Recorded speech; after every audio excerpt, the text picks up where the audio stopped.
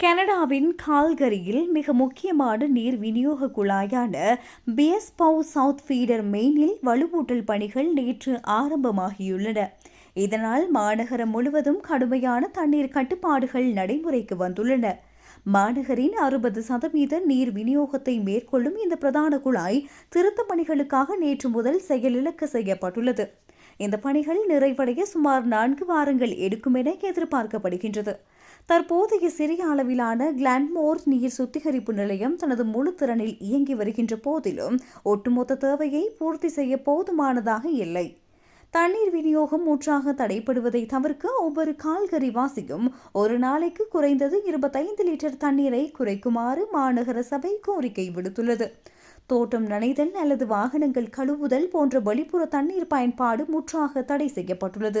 குளிக்கும் நேரத்தை 3 நிமிடங்கள் அல்லது அதற்கும் குறைவாக மட்டுப்படுத்துங்கள்.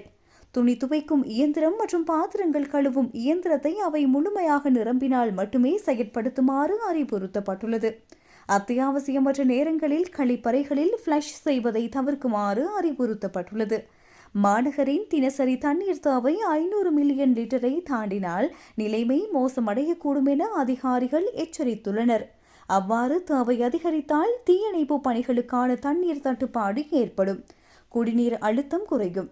தண்ணீரை கொதிக்க வைத்து பயன்படுத்த வேண்டிய நிலை அல்லது நீர் விநியோகம் முற்றாக தடைப்படும் அபாயம் ஏற்படும். நாங்கள் தற்போது பச்சை மண்டலத்தில் இருக்கின்றோம். இந்த நிலை தொடர வேண்டுமானால் ஒவ்வொருவரும் தத்தமது தண்ணீர் பயன்பாட்டை குறைத்து ஒத்துழைக்க வேண்டும் என மாநகர சபை தனது இணையதளத்தில் தெரிவித்துள்ளது.